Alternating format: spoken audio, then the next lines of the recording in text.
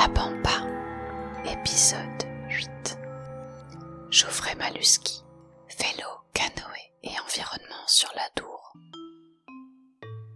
On avait hâte de mettre le bateau à l'eau et puis avoir l'histoire de pneus. Je crois qu'on est même à un moment donné, on a fait 1,5 km entre deux crevaisons.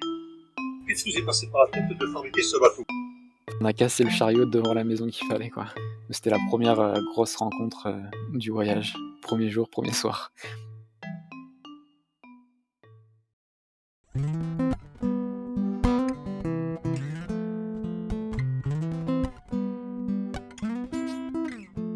À 29 ans, Geoffrey Malusky a déjà un sacré palmarès d'aventurier à son actif.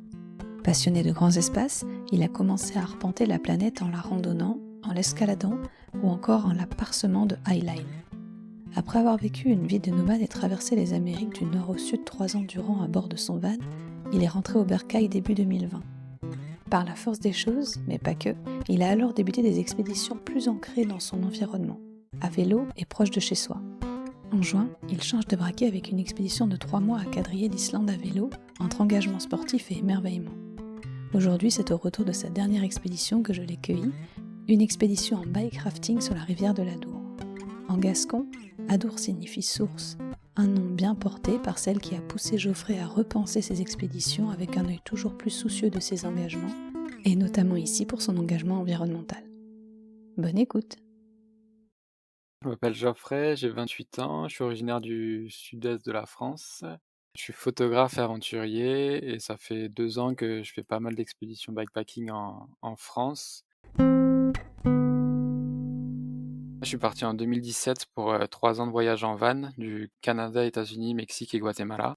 Et je suis revenu en France pour préparer un tour du monde à vélo. Après les 3 ans en van, j'avais envie de changer un peu ma façon de voyager, peut-être plus écologique et aussi associer le défi sportif avec le vélo. Je suis rentré en France pour préparer ce projet et l'idée c'était de partir vers l'est et après continuer et revenir à la maison. Le départ, il est tombé pendant la période du Covid, donc ça a été annulé. Et à la place, on a fait le voyage à vélo dans les Pyrénées. Traversée des Pyrénées d'est en ouest, de la mer Méditerranée vers l'océan, avec 2 amis. On avait mixé le projet avec pas mal d'escalade, highline, et cetera, donc c'était une super belle expérience. On a mis à peu près 1 mois et demi à traverser les Pyrénées. Pyrénées, c'est pas si plat que ça. C'était c'était plus de 1 000 mètres de dénivelé et moins de 1 000 tous les jours. Montagne russe. Mais on y va chacun à notre rythme, on pédale doucement et dans l'école on mouline pas mal, donc au final, faut plutôt être patient et ça monte tranquillement.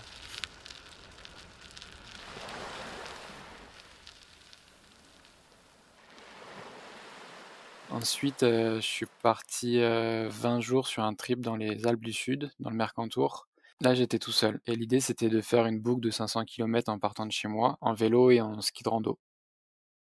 Dernièrement, j'étais en Islande, je suis parti avec 2 amis, pour 3 mois faire le tour de l'Islande et traverser, du nord au sud, et de est en est, par les hautes terres. Donc un itinéraire assez compliqué et magnifique et au milieu des volcans, des glaciers, des cascades et cetera.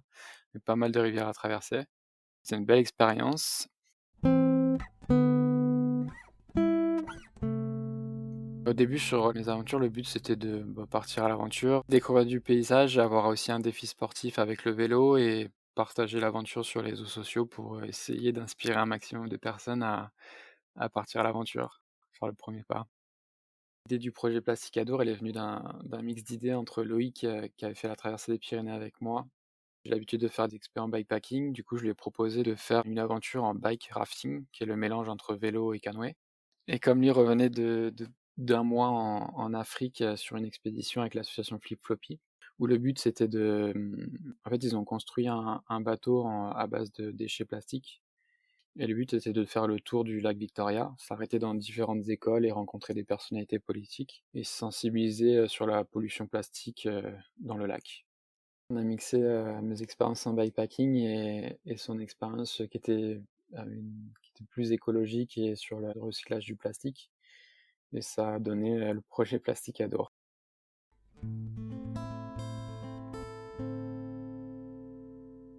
L'idée, c'était de retracer le cycle du déchet des montagnes, jusqu'à l'océan. On s'est dit que la rivière de l'Adour pouvait être, parfaite parce qu'elle part d'une montagne qui est assez connue dans les Pyrénées, le pic du Midi de Bigorre, et redescend jusqu'à Anglette pour se jeter dans l'océan. Donc notre itinéraire, c'était de partir de Biarritz. On a tracté le bateau jusqu'à Tarbes. Ensuite, on a laissé le bateau à Tarbes. On est monté jusqu'au col du Tourmalet, qui est au pied du pic du Midi de Bigorre et aussi la source de la rivière de l'Adour. On est redescendu jusqu'à Tarbes. On a récupéré notre bateau. On l'a tracté jusqu'à Plaisance-sur-l'Adour. On l'a mis à l'eau et on a continué notre route sur le bateau jusqu'à l'océan.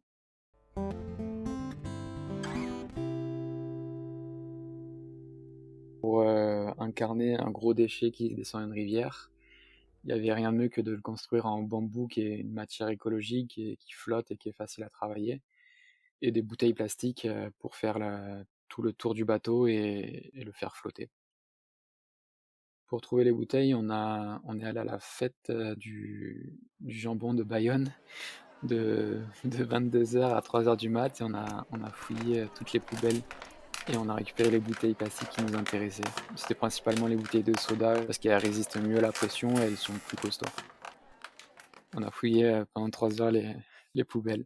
C'était assez drôle parce qu'il y a tout le monde qui nous regardait, qui nous demandait pourquoi on récupérait les bouteilles plastiques dans les poubelles, même la police.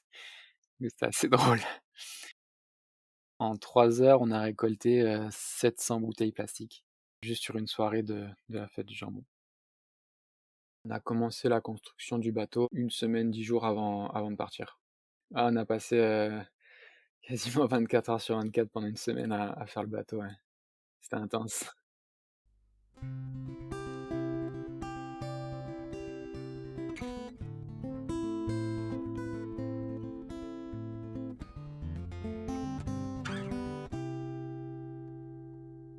Loïc a fait les plans du bateau avant de contacter une personne à Castres qui travaille le bambou. Il nous a aidé à faire la construction. Bambou Création, ça s'appelle son entreprise. Et donc ensuite, on a commencé la construction du bateau. Donc on avait déjà la structure en bambou.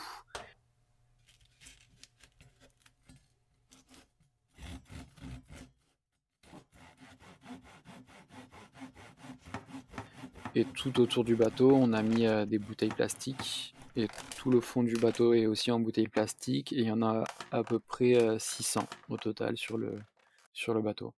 La flottabilité, elle n'a pas été testée sur un petit proto. Elle a été testée le jour où vous avez mis, après des heures de travail, votre bateau sur l'eau. Oui, c'est ça. En fait, on s'est dit que 600 bouteilles, c'était pas mal. On a essayé et au final, il flottait beaucoup trop. Pour l'équilibre du bateau, on avait mis 2 flotteurs. On avait fait 2 gros saucissons de 4 bouteilles de diamètre sur le bateau. On les avait mis de chaque côté. On les a mis assez haut sur le bateau. Et en fait, quand on est allé tester le bateau, il flottait beaucoup trop et les flotteurs étaient hors de l'eau. Ils étaient au-dessus. Donc on a redescendu un peu les flotteurs pour les mettre au niveau de l'eau. Et là, c'était super stable, il flottait trop bien et voilà, il n'y avait plus qu'à se lancer. Notre plus grande peur et appréhension sur le voyage, c'était déjà la pluviométrie qui était assez basse sur l'Adour. Il n'y avait vraiment pas beaucoup d'eau. Et du coup, on se demandait un peu où est-ce qu'on allait pouvoir mettre le bateau à l'eau. On espérait que ce soit pas trop tard, quoi. On voulait mettre au plus tôt dans l'eau.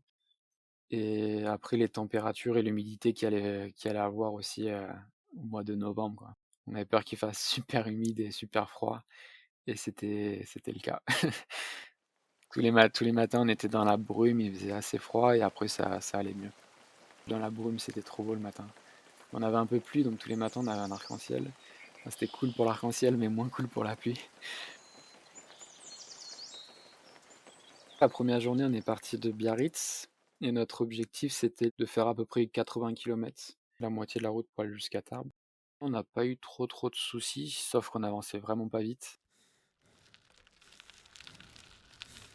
Pour tracter le bateau, à la base, on voulait alterner. Sauf que le tracter tout seul, c'était assez compliqué. On avançait vraiment pas vite à 7-8 km/h. Puis dans les montées, c'était un calvaire.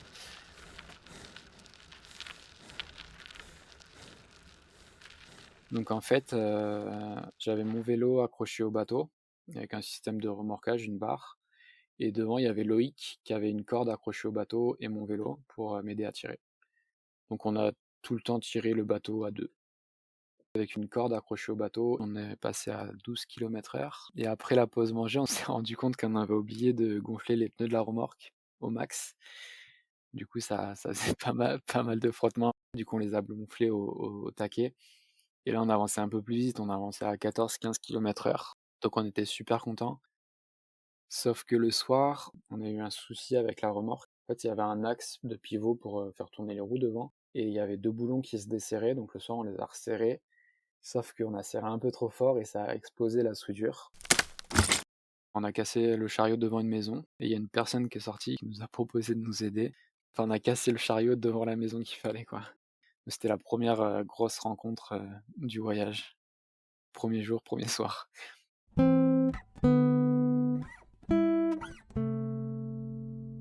C'est une personne, Jean qui s'appelait, je pense qu'il a autour de 70 ans et en fait, il travaille dans une association qui répare, toutes sortes de pièces mécaniques et surtout des voitures.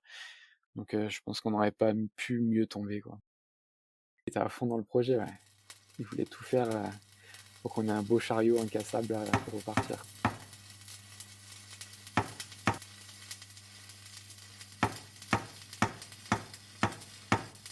C'était un sacré personnage. Il sortait d'un laboratoire. Ah, c'était vraiment, ouais, le cliché, c'était comment il s'appelle le bonhomme dans les dessins animés là qui répare tout? Oui, m'a fait penser à Géo trouve tout, en fait. Ouais, c'est ça. J'avais Inspecteur un Gadget. ouais, c'est l'inspecteur Gadget, ouais.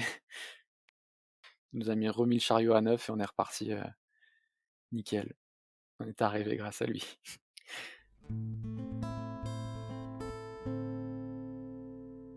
Quand on a cassé le chariot, il faisait nuit, donc je pense qu'il était vers 19h et on est parti 1 heure et demie plus tard à peu près. On avait fait à peu près 50 kilomètres quand on a cassé et on voulait atteindre les 80-90. Du coup, on est reparti de nuit et on est arrivé, je crois vers minuit. Il fallait se forcer à tenir, le programme parce que je pense que sinon on aurait fait 20 kilomètres par jour, on serait jamais arrivé. Du coup, on s'est vraiment forcé à repartir de nuit et à en faire 40 de plus.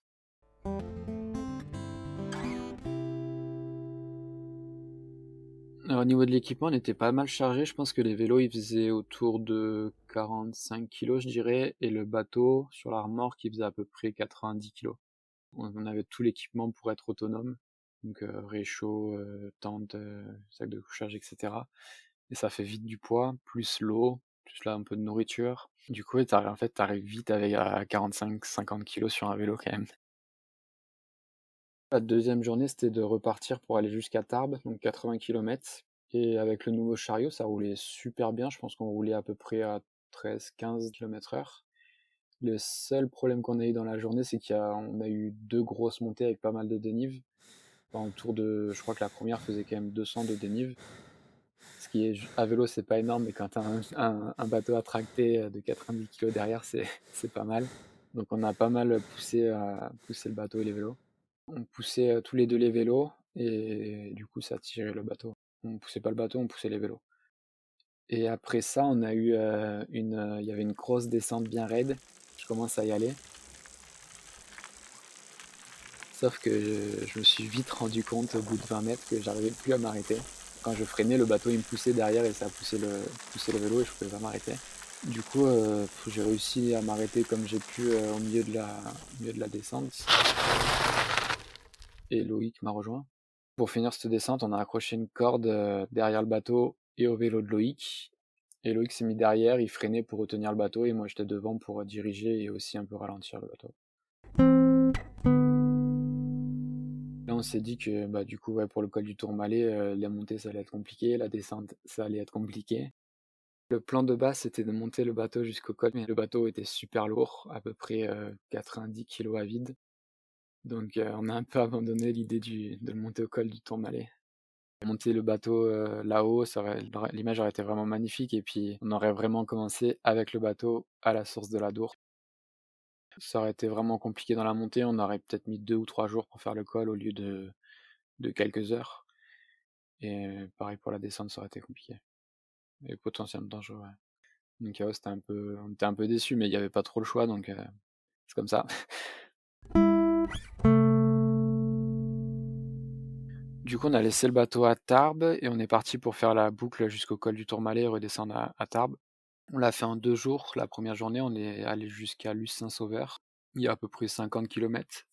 Je crois qu'on a mis 3 heures à peu près, de mémoire. Et le lendemain, on est parti de Luce-Saint-Sauveur pour monter jusqu'au col du Tourmalet et on est redescendu jusqu'à Tarbes. On a mis à peu près, je pense 3 heures pour monter jusqu'au col et 1 heure et demie, 2 heures pour redescendre jusqu'à Tarbes. Avec 72 kilomètres au total. Moi, j'aime bien les les records de vitesse dans les descentes, c'est un peu débile, mais bon. Je crois que le max que j'ai, c'est en Islande. 76 ou dans les 80, je sais plus. On fait quand même attention, c'est pas dans n'importe quelle descente et on fait bien attention qu'il n'y ait rien qui se bloque dans les roues, etc.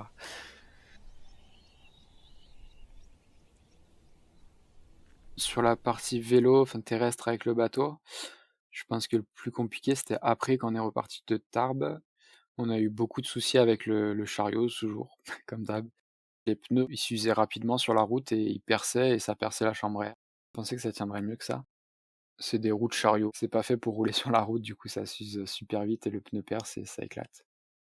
On avait un problème aussi avec les roulements. En fait, il y avait des roulements sur les roues et souvent ils cassaient. Du coup, la roue roulait de travers et je pense que ça usait encore plus vite le pneu. Mais il y a une journée quand on est reparti de Tarbes jusqu'à Maubourguet, on a fait 34 kilomètres et on y a passé la journée quoi. Parce qu'on a crevé, je crois, 5 ou 6 fois, c'était un enfer. On faisait 5 kilomètres, on recrevait. Je crois qu'on est même à un moment donné, on a fait 1,5 km entre 2 crevaisons. Mais après, ouais, on essayait, on faisait des fonds de jantes, soit avec un pneu qui était usé, soit avec de la chambre à air, même un peu les deux, et ça s'usait un peu moins vite. Donc on a réussi à aller jusqu'à notre destination. On avait hâte de mettre le bateau à l'eau et puis avoir d'histoire de pneus. Parce que je pense que ouais, les pneus, c'était vraiment la plus grosse galère du trip, quoi. On s'attendait vraiment pas à ça.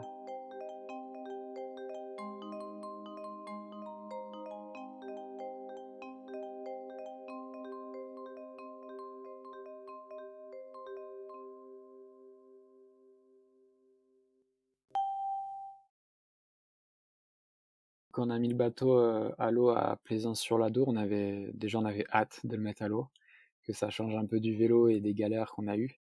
Et on avait un peu d'appréhension sur comment il allait flotter entièrement chargé avec les vélos dessus et tout le poids, quoi, tout notre équipement. Et sur sa stabilité aussi. Du coup, on avait hâte de voir comment ça se passe, ouais. Au moment de la mise à l'eau, on a réorganisé toutes nos affaires dans des sacs étanches. On a chargé les 2 vélos sur l'avant du bateau, parce que l'idée, c'était vraiment de garder les vélos de A à Z. La première difficulté sur le bateau, elle est venue assez vite, je pense les premiers 30 mètres.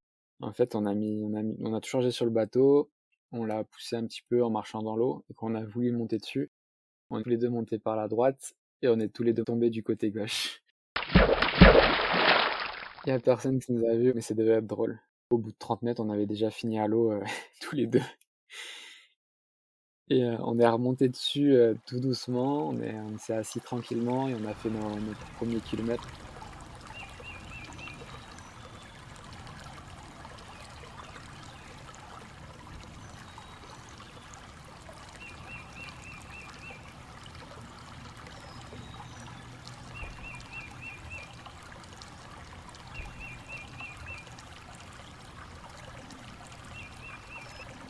Le soir, on a modifié un peu le bateau pour le rendre plus stable. En fait, on a retiré 2 ou 3 rangées de bouteilles qui étaient sous le bateau. On les a rajoutées au flotteur. Ça baissait un peu la ligne de flottaison du bateau et il y avait des flotteurs qui étaient beaucoup plus gros. Donc, quand on est reparti le lendemain matin, le bateau était vraiment stable, quoi. Ça avait rien à voir. On pouvait se mettre debout dessus, etc. Il était stable. En moyenne, un bateau, on espérait faire entre 15 et 20 kilomètres par jour. On pagayait 8 heures, 9 heures. La première journée, on a mis 3 kilomètres, mais c'était l'objectif du jour. On n'avait pas plus d'objectif. Les 3 journées suivantes, on a dû faire entre 10 et 13 kilomètres parce qu'il y avait beaucoup de rapides et beaucoup de zones un peu compliquées à naviguer. Donc on était souvent hors du bateau pour essayer de le manœuvrer. Et ensuite, sur les dernières journées, on faisait entre 15 et 25 km/h. Le pire, c'était le mal de fesses, quoi, sur les sièges du bateau. Parce que 8 heures assis sur un siège dans un bateau, c'est pas agréable. Puis on passait vraiment toute la journée, sur le bateau quand on faisait pas de pause pour, marcher ou pour nager ou quoi. C'est pire qu'à vélo. On savait pas combien il y allait avoir de digues et de barrages à franchir. Du coup, ça aussi, c'était une grosse appréhension sur le projet. Le premier barrage, il est venu le deuxième jour, on a fait 200 mètres sur le bateau et c'était parti pour notre premier franchissement de barrage. Donc là, on avait un peu le choix parce il y avait un passage kayak. Il y avait beaucoup de remous à l'arrivée, donc on s'est dit que ça pouvait potentiellement mal finir. Donc en fait, on s'est mis sur le côté du barrage, on a vidé, tout le bateau. On a porté le bateau jusqu'au bord de la rivière, jusqu'à après le barrage. Ensuite, on a porté les affaires, on a tout remis sur le bateau et on est reparti. Donc ça nous a pris, je pense, bien 1 heure et demie à vider le bateau, le porter et le recharger et repartir. Et dans la même journée, je pense qu'on en a eu 2 autres. Donc on a dû, porter comme on pouvait un peu le bateau, par-dessus, mais ça faisait 2 mètres de long. Mais bon, c'est toujours embêtant à passer, quoi. Moi, du coup, après tous ces franchissements de barrage sur la deuxième journée, on a continué, c'était plus tranquille et vers 5 heures, il commençait à pleuvoir pas mal. Du coup, on a fait encore à peu près 2 kilomètres pour trouver une berge, où on pouvait bivouaquer. Donc on s'est arrêté sur la berge de nuit. On avait super froid parce qu'il pleuvait, on était trempés, il faisait nuit, il faisait froid. Et du coup, on met le bateau au bord de la berge, on monte le bivouac et tout.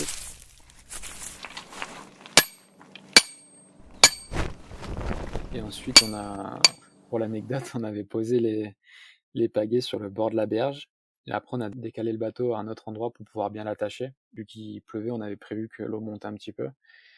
Sauf qu'on a oublié les 2 pagaies sur le bord de la berge. On est parti se coucher. Loïc, dans la nuit, s'est réveillé d'ailleurs pour vérifier s'il y avait toujours le bateau, qu'il était bien accroché et que l'eau avait pas trop monté.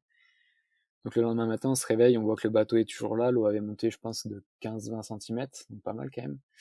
Et là, on cherche les pagaies et on s'est dit qu'on les avait oubliés la veille, au soir sur le bord de la Dour. Et on va voir, elles étaient plus là, donc on cherche un peu et avec de la chance, elles s'étaient accrochées dans de l'herbe au bord. Donc elles avaient juste fait 5 mètres et c'était accroché et on les a récupérées. Et on s'est dit qu'on avait eu beaucoup de chance. C'était un peu les 2 touristes sur la Dour. On a laissé les pagaies au bord, l'eau est montée, elles se sont barrées. Au niveau des paysages, le premier truc qui me vient en tête, c'est le matin quand on commençait la journée sur la rivière qui était encore pleine de brume et d'humidité avec les couleurs d'automne. Et des fois les arcs-en-ciel, on a eu de la chance d'avoir pas mal d'arcs-en-ciel malgré la pluie. C'est vraiment ça les paysages qui m'ont marqué. La rivière de la Dour est très sauvage parce que sur les bords c'est beaucoup de ronces et beaucoup d'arbres, donc on voit pas tout ce qu'il y a derrière. Donc t'es vraiment isolé sur la rivière et t'as le bruit des oiseaux et pas grand chose d'autre, quoi. Donc c'est calme et c'est cool. Un soir on a bivouaqué sur une berge, donc on était vraiment encore sur la rivière, on s'est arrêté sur la berge pour installer notre camp. C'était le bivouac le plus sauvage sur la rivière et reculé de tout, quoi. On était que tous les deux. Ce qui était sympa, on n'a pas gagné la journée, on s'arrête sur la berge, on fait notre bivouac et on repart le lendemain, là, toujours sur la rivière, donc ça c'était vraiment cool. Journée 3, notre objectif c'était de faire une quinzaine de kilomètres. Et donc on part le matin vers 9 heures à peu près. Il y avait pas mal de brume, donc on avait pas mal froid. Sur cette journée, on n'avait pas de franchissement de barrage. Par contre, il y avait beaucoup de rapides et beaucoup de passages où il y avait vraiment pas beaucoup d'eau. Donc on a souvent dû sortir du bateau pour l'alléger qui remonte un peu au-dessus de l'eau et pouvoir le faire passer dans les cailloux, dans les petits rapides, etc. Et en fin de journée, je pense que c'était vers le kilomètre 10, il y avait un petit virage à gauche et un rapide et un gros virage à 90 à droite. On n'a pas trop réfléchi avant d'y aller, on s'est lancé dans le rapide et là, le bateau est super lourd, donc pas maniable. Et en fait, il suit le courant. Donc on est parti dans le rapide et on a tapé dans l'extérieur du virage. On a vu l'extérieur du virage et les ronces arriver, on s'est dit on s'est regardé en rigolant parce qu'on pensait qu'on allait juste taper dans les ronces et non, le bateau, il a chaviré en 1 seconde, il était la tête à l'envers, quoi. On s'est retrouvés, la tête sous l'eau.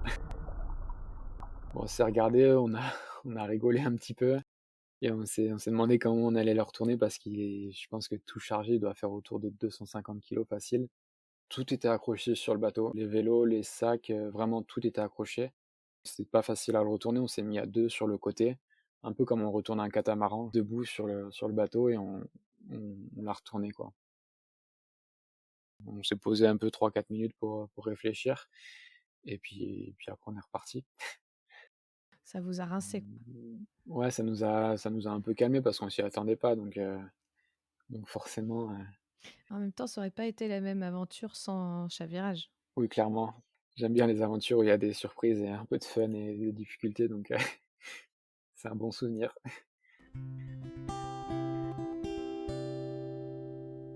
On a continué notre descente, il nous restait, 4 kilomètres à peu près sur notre objectif.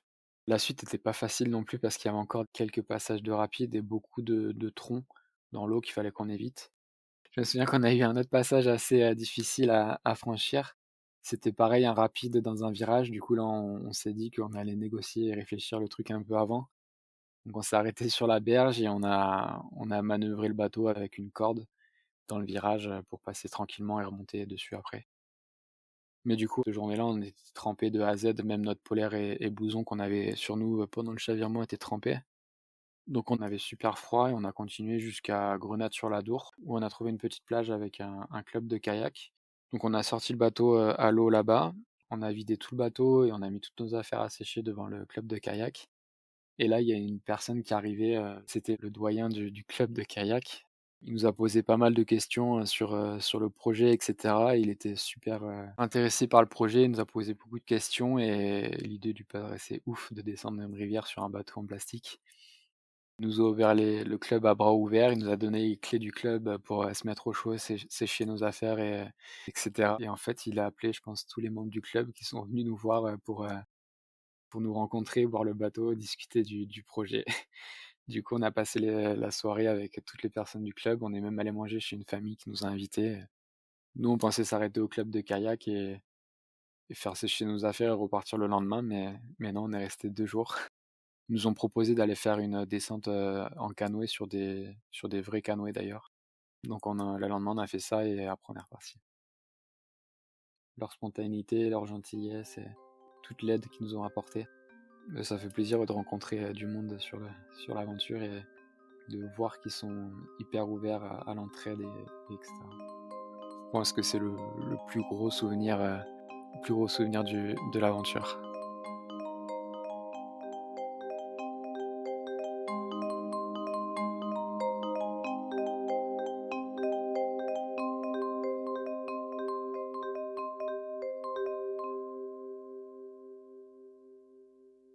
Après le club de kayak, on est reparti sur l'Adour. Elle était plus facile à naviguer quand même parce que c'était plus large, il y avait plus d'eau, donc moins de rapide.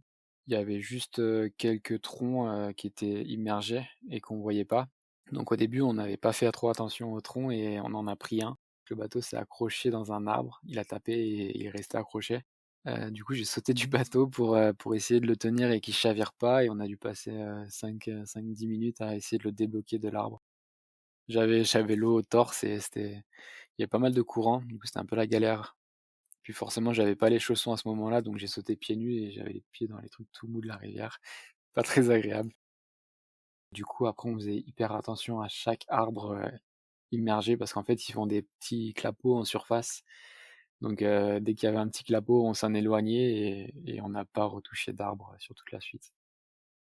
Et puis après la suite, c'était beaucoup plus tranquille. On se laissait descendre avec la rivière. On avançait à peu près à entre 3 et 5 km/h suivant le courant. Les dernières journées, on a fait entre 15 et 25 km, par jour. On commençait la journée à 9 h, on finissait à 18 h et la journée, on attendait que ça passe, quoi. On écoutait des podcasts, on écoutait de la musique, on discutait et puis voilà, on avait le temps de refaire le monde sur le bateau. Ça s'est super bien passé avec Loïc, même si on passait 9 heures sur le bateau toute la journée ensemble et le soir on dormait dans la même tente. Enfin, on était H24 ensemble, mais on s'entend super bien et du coup, il y a vraiment pas eu de souci d'entente. Ça, c'est cool, c'est important. On s'adapte assez bien tous les 2, donc il y a pas de souci là-dessus. On s'est pas jeté à l'eau, on s'est pas noyé l'un l'autre. La dernière journée avant l'arrivée, il nous restait, je crois 7 kilomètres et on avait prévu d'arriver à 16 heures pour faire un petit pot avec, toutes les personnes qui voulaient venir et au final sur la fin, on est partis en avance pour, histoire de pas être en retard. Sauf qu'avec la marée descendante, il y avait beaucoup de courant et on avançait je crois à 6-7 km/h. Donc on était grave en avance sur notre planning et on s'est arrêté, je crois 1 kilomètre avant l'arrivée pour faire une pause et arriver à l'heure prévue. Arriver en avance à sa propre soirée, c'est mal vu, Et en ouais, fait. ouais, c'est mal. Du coup, on s'est arrêté 1 kilomètre avant, on a attendu je crois 45 minutes pour arriver à l'heure prévue, qu'il y ait tout le monde pour l'arrivée. Il y avait tout le club de Bayonne, il y avait nos familles, moi pas mal d'amis et de gens du club et on était contents d'être arrivés et contents qu'il y ait un peu de monde.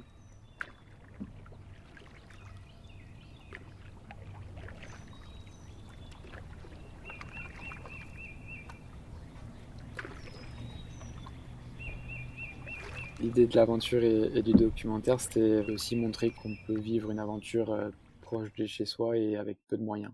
Il y a pas besoin de partir à l'autre bout du monde avec, plein d'équipements et un budget énorme, quoi. Là, on est vraiment parti de de pas grand chose et on a vécu, une aventure, extra et on a rencontré plein de monde. Ça résume bien ce que je veux faire, ouais, de montrer que vivre une aventure, avec pas beaucoup de moyens et proche de chez nous, quoi. C'était un peu l'idée du trip dans le Mercantour aussi. Je suis parti de chez moi, j'ai fait 500 kilomètres et je suis revenu. Ça commence par des petites aventures et puis elles sont de plus en plus grosses et après tu arrives sur des gros projets parce que tu as moins la peur de te lancer dans un gros projet si tu en as fait plein de petits et que tu as l'expérience avant, quoi. Donc forcément tu pars sur des projets de plus en plus gros et loin.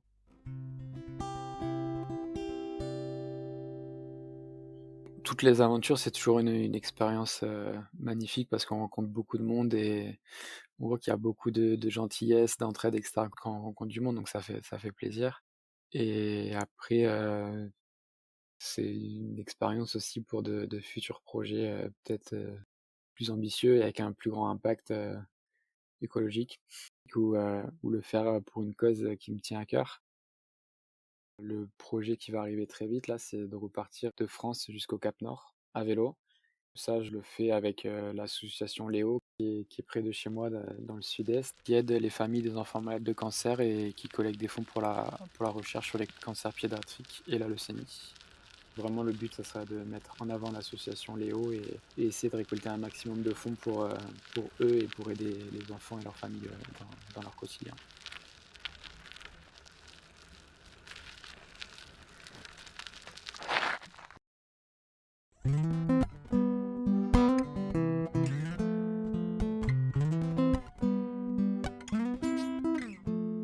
La Pampa épisode 8, c'est terminé. J'espère que cet épisode vous a plu. Si oui, mettez des étoiles dans ma vie en parlant autour de vous, en vous abonnant au podcast sur votre appli de podcast favorite, en me mettant un petit commentaire 5 étoiles et en me suivant sur Instagram @sopampastique. C'est très important pour faire connaître le podcast et ainsi faire découvrir le voyage à vélo. Je vous en remercie beaucoup d'avance. Pour continuer l'aventure, je vous invite à me laisser en commentaire sur votre appli ou sur Insta des voyageurs à vélo que vous souhaiteriez entendre dans les prochains épisodes de La Pampa. Merci à Geoffrey Maluski d'avoir dit oui à La Pampa, merci pour ta disponibilité et ta décontraction, et je n'oublie pas de te souhaiter un bon voyage car tu reprends déjà cette semaine la route de Fréjus pour le Grand Nord, toujours à vélo. Pour suivre les aventures de Geoffrey, ça se passe sur son site internet geoffreymaluski.com ou sur son Instagram. Attention, photos splendides garanties. N'hésitez pas aussi à aller suivre le second héros de cette histoire, Loïc Fork, qui lui aussi est certes un aventurier, mais aussi un réalisateur de talent avec Humber Studio. Il a d'ailleurs réalisé avec Geoffrey le très joli documentaire Plastique à Dour, une éco-aventure à bord d'un canoë en bouteille plastique, qui vous en apprendra encore plus sur cette folle expédition. Bien sûr, tous les liens sont dans la description de l'épisode. La musique est toujours de Cédric Lavelle et le mixage et le montage de moi-même. Enfin, avant de vous quitter, je vous annonce que je débuterai ce mois-ci un petit format de podcast mensuel, à la mi-mois, qui s'appellera la Reco de la Pampa, où je vous donnerai toutes les meilleures astuces pour se lancer, mais aussi évoluer dans le voyage à vélo. Plus d'infos sur @sopampastique. À bientôt!